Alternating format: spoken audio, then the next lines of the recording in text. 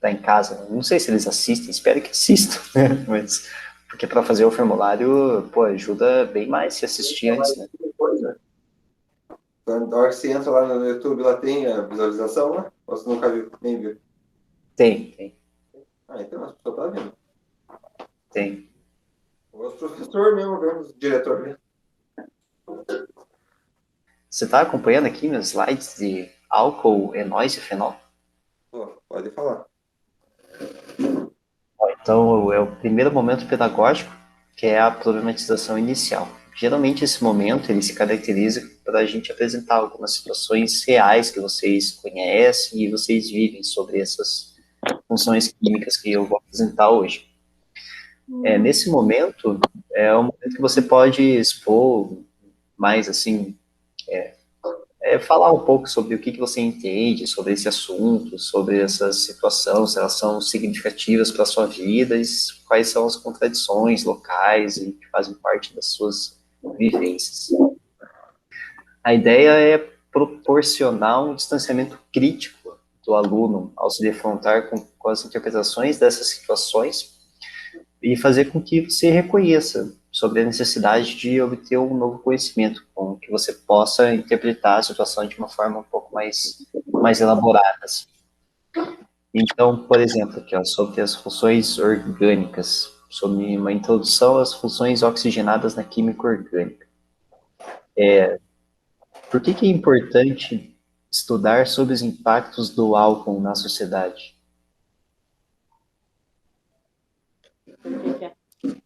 Por que é o quê? Por que é importante? Estudar sobre os impactos do álcool na sociedade. Do álcool, álcool gel? Álcool. Pode ser o álcool gel. Interessante você O- retomar isso, na verdade. então, depende do álcool, né? Mas o álcool, esse em gel aí é o melhor por causa da proteção, né? Nossa. Ah, com certeza. Beleza. Mas do álcool Aí, outro. essa outra questão a gente respondeu na última aula, né? Por que os carros movidos a etanol apresentam maior consumo de combustível? Lembra que a gente falou disso? Ah, sim. E daí, como que classificar os compostos orgânicos podem ajudar no entendimento de reações orgânicas? Essa ideia de classificar os elementos, assim, você acha que ajuda a gente a entender melhor sobre as reações químicas que acontecem no nosso dia a dia? Consegue bem melhor. Daquele que você mostrou da aula passada lá, dá pra ver que é o álcool, né? Que é, não. O álcool ou a gasolina que é a maior reagente? Gasolina, né? O álcool evapora mais fácil. Mais fácil, aham. Mas dá pra entender melhor, sim. Não, legal. Foi boa participação. Ó, sobre algumas funções químicas orgânicas oxigenadas. Ó. São compostos que possuem, além de carbono e hidrogênio, átomos de oxigênio. Podem ser classificados em álcool, fenol, enol, éter, aldeído, cetona, ácido carboxílico, ésteres, anidrido acético e sal orgânico.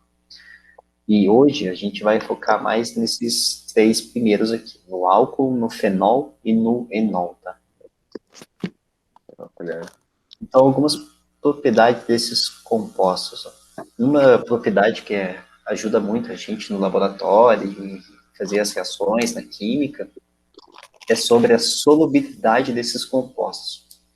Os compostos oxigenados seguem a regra do semelhante dissolve semelhante, ou seja, os compostos polares dissolvem-se em outros compostos orgânicos polares, enquanto os apolares dissolvem-se nos apolares. Ou seja, polar dissolve polar e apolar dissolve apolar. o que é Beleza? um negócio polar e um negócio apolar? Ah, tá. Isso daí isso é um pouco. Não é tão simples assim de explicar, peraí. Mas tem a ver com essa moléculazinha aqui. Aham. Nossa, estou tentando mexer na mesa aqui, digitalizadora, mas eu esqueci de conectar ela, né? Daí não vai pegar mesmo. Não dá certo. Ó, essa molécula aqui, é que às vezes é melhor. escrever ela sem estar nos modelinhos, porque fica mais claro. Aqui H3C, devido ao C, aí vai ter um H aqui, um H aqui e um OH. Ó, essa daqui é a molécula de etanol, certo? Tá. Só que entre esses átomos, ó, tá vendo que tem átomos diferentes aqui, ó, carbono, hidrogênio, daí carbono que liga a carbono e carbono que liga ao oxigênio. Uhum. São diferentes, certo? Como eles são diferentes, cada átomo desses, ele vai apresentar um valor de eletronegatividade diferente. A eletronegatividade é uma tendência que os átomos têm de atrair elétrons para perto do núcleo deles, tá bom? É mais ou menos essa a ideia. Por ter essa diferença de eletronegatividade entre os átomos, isso significa, então, que você vai formar polos positivos e negativos na molécula. Por exemplo, aqui, o oxigênio, ele é mais eletronegativo do que o carbono. Então, aqui você vai fazer uma densidade eletrônica negativa, tá? Porque você vai atrair mais elétrons negativos. Já aqui, no carbono, que ele é um pouco menos eletronegativo do que o oxigênio, você vai formar uma densidade eletrônica positiva, tá? Porque aqui ficou mais deficiente em elétrons e mais perto do oxigênio você vai ter mais atração por elétrons. Os elétrons vão querer ficar mais próximos desse oxigênio. Essa diferença de polaridade aqui sugere que, então, esse composto aqui vai ser polar. Tá. Porque forma polos negativos e positivos na molécula. Então, quando forma positivo e negativo, é polar. Isso. Daí, se as densidades eletrônicas elas se anulam, se essa diferença de eletronegatividade for igual a zero, daí vai ser um composto apolar. Ó, um composto apolar bem simples é o H2. Só H2. Ou qualquer molécula que seja simples assim também pode ser considerado apolar. Por exemplo, o O2. O O2 também é apolar. É que o A, ele vem de não, e o polar vem dos polos, né? Então, uma substância apolar é que não forma polos. Essa que é a ideia. Então, por exemplo, H2O daí já não é. não consegui entender porque cortou um pouco. Você colocou só o hidrogênio 2 aí, né? Que é o H2. E se colocar H2O, daí não dá? Como polar? H2O é polar. Polar, né? H2O é polar. A água é polar, sim. Entendi. É meio que essa ideia. É que é uma explicação meio intereletrônica, né? Um pouco mais específico, assim. Uhum.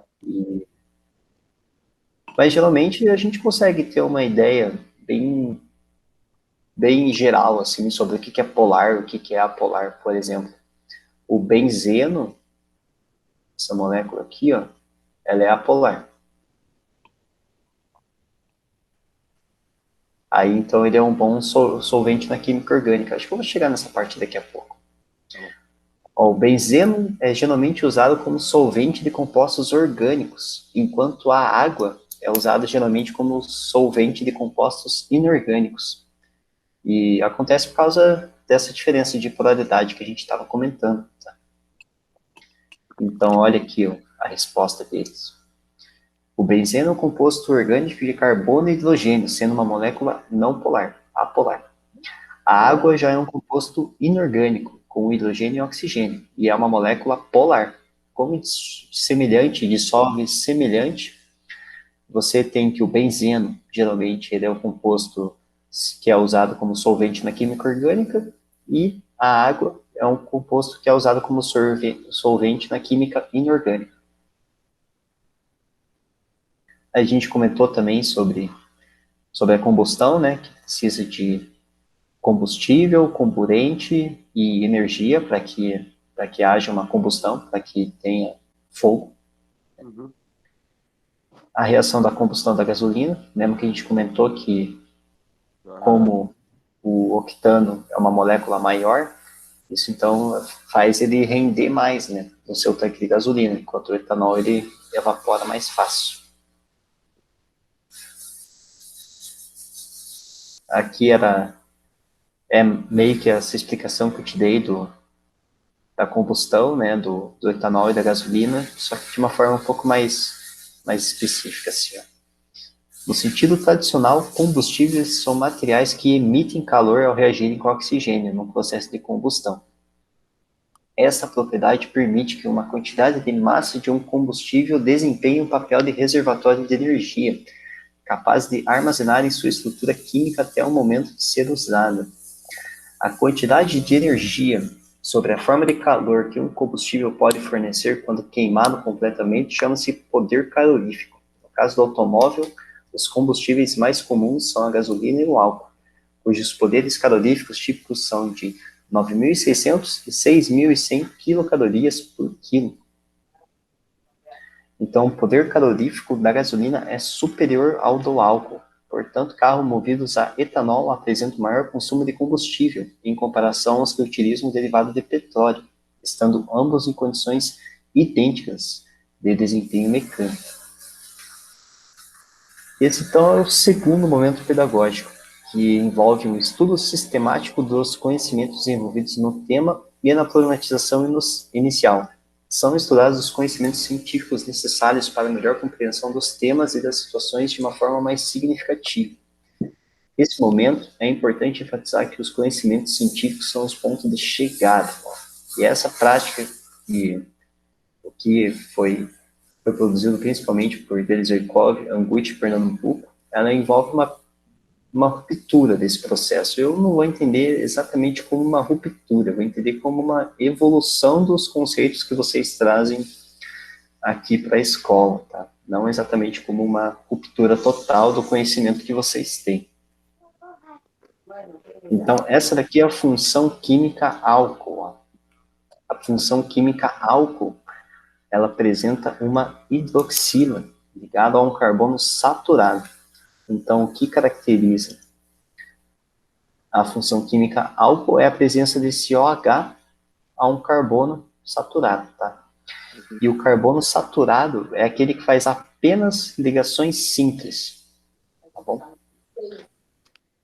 Os álcools, eles podem ser monoálcool, diálcool ou triálcool. O monoálcool apresenta apenas uma hidroxila, o diálcool apresenta duas hidroxilas e o triálcool apresenta três hidroxilas. E os álcools, eles também podem ser álcools primários, secundários ou terciários. O álcool primário, ela apresenta a hidroxila e um carbono primário. Ó, deixa eu só retomar o que significa carbono primário, secundário e terciário contigo. Eu acho que isso é importante. Ó, por que esse carbono aqui ele é primário? É porque ele está ligado a só um carbono. Tá? Por isso que ele é primário. Já esse carbono aqui, ele já está ligado a dois carbonos, um na direita e outro na esquerda. Por isso que ele é um carbono secundário. E esse outro carbono aqui é um carbono terciário, porque ele está ligado com um carbono à direita, outro carbono à esquerda e um carbono embaixo. Por isso que ele é um carbono terciário. E quando tem um álcool ligado a um carbono primário, ele vai ser um álcool primário. Se tem um álcool É ligado o a um... H ali? É, né? O álcool é o OH. Tá. É a presença dessa hidroxila aqui, ó. Tem que estar o conjunto todo, tem que estar o conjunto OH O todo, H tá? com o C e mais o H3C, né? Pra Hum. formar o isso? É, Não. é. Uhum. Na verdade, só a presença aqui do OH já é meio que o suficiente nesse. Porque esse daqui é as moléculas mais simples, assim. Então, Entendi. tendo o OH ali já. Mas a gente logo vai chegar nessa tua dúvida. Então, aguarda mais uns slidezinhos aí. E entendeu como é que faz para Entendi. classificar os carbonos em primários, secundários e terciários? Aham. Ah, então beleza. Ah, e você sabe se existe álcool quaternário? Não faço ideia. Não existe. Tá. Não existe. Por que que não existe? Porque um carbono quaternário, é que ali tá meio feio, né? Quaternário. Não gostei tanto daquela molécula ali, ó. Então eu vou tentar desenhar de uma forma mais bonitinha. Por exemplo, ó, a gente viu que um carbono primário, ele vai estar ligado assim, ó, vai estar ligado com... não, a gente viu que o carbono terciário. O carbono terciário vai estar ligado com outros três carbonos. Uhum. Ah, ele tem que ser em qualquer posição estando ligado, que aquela na outra imagem estava tipo para baixo, né? Ou faz independente. Independente, Ah, independente. O importante é você ver a quantidade de carbonos que estão ligados. tá. Ó, então você sabe que esse carbono aqui é terciário, Tá bom. porque ele está ligado a três carbonos. 3 carbono. Uhum.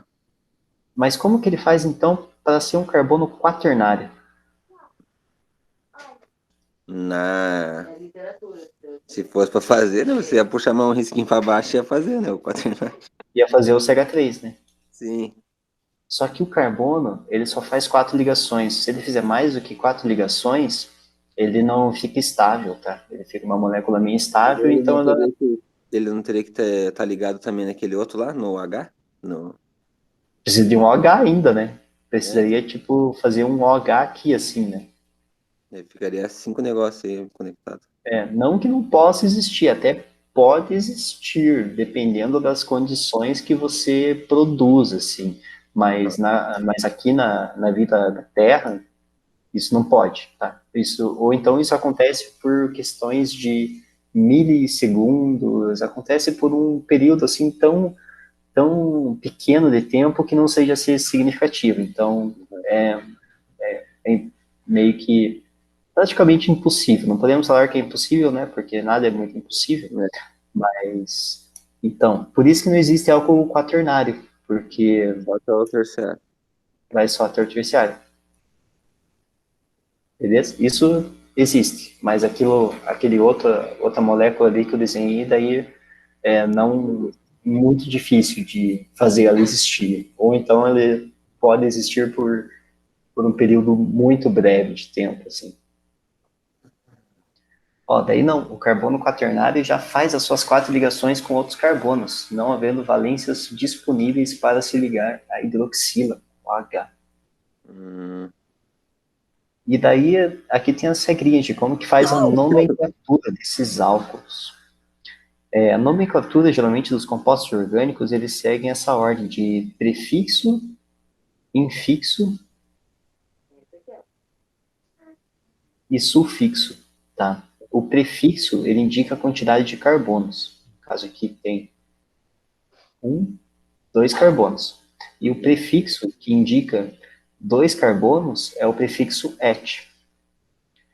O infixo, ele indica geralmente a quantidade de ligações. Você tem ligações simples, duplas ou triplas entre os carbonos.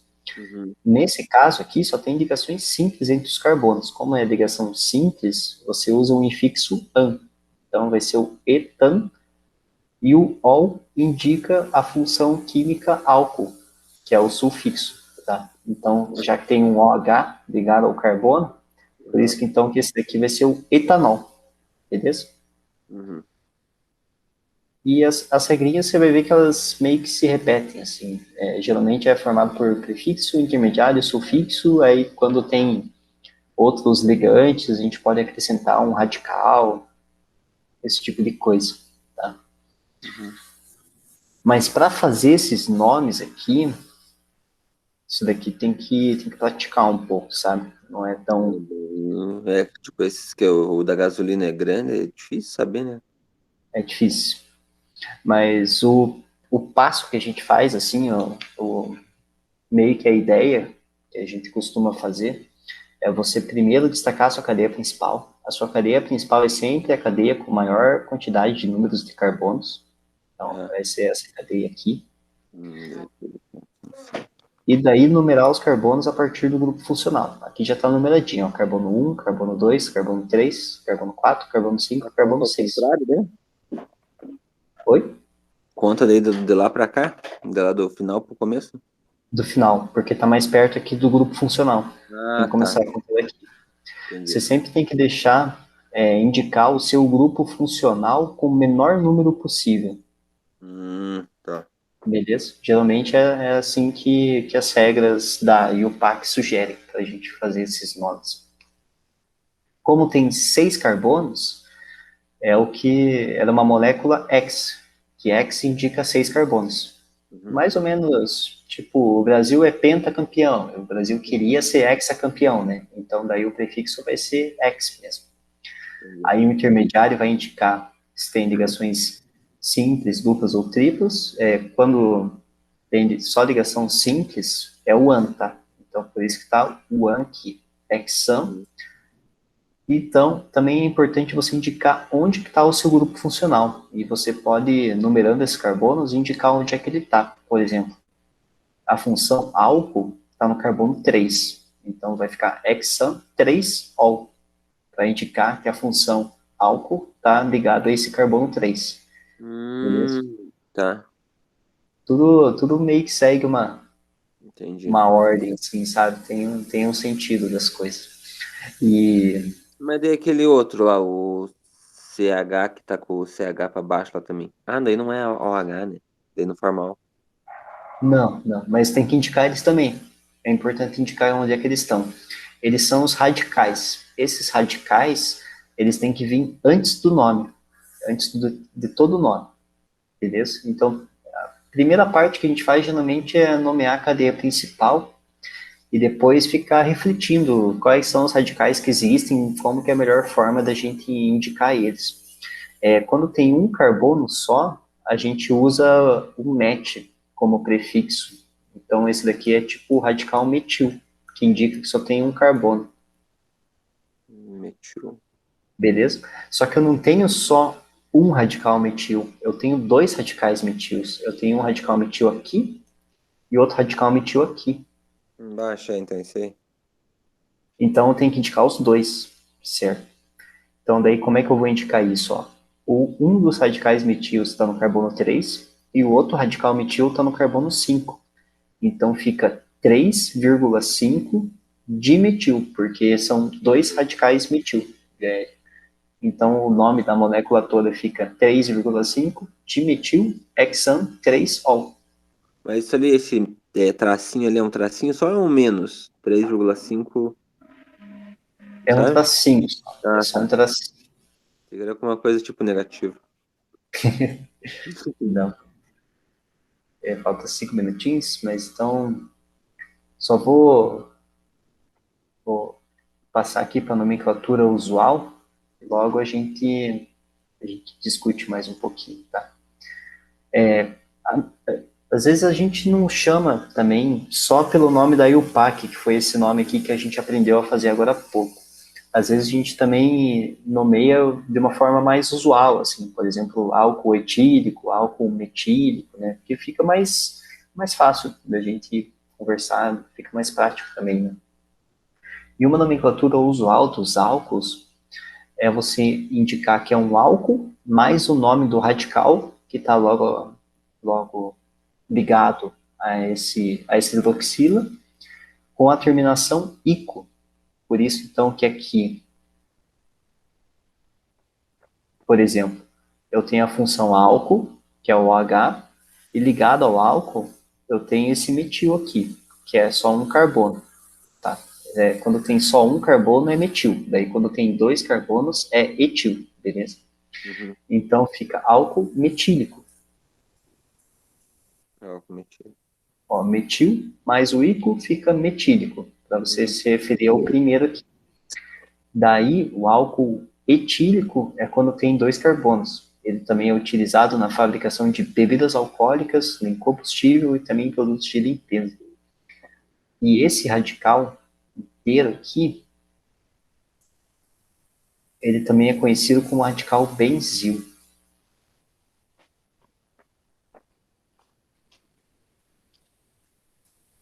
Por isso, então, que ele vai ser o álcool benzílico, tá? Que ele é usado como um solvente geral de tintas, lascas e revestimentos à base de resinas epóxi. Ah, e deixar uns minutinhos aí para você fazer o formulário, né? Já aproveitar para interromper a gravação também.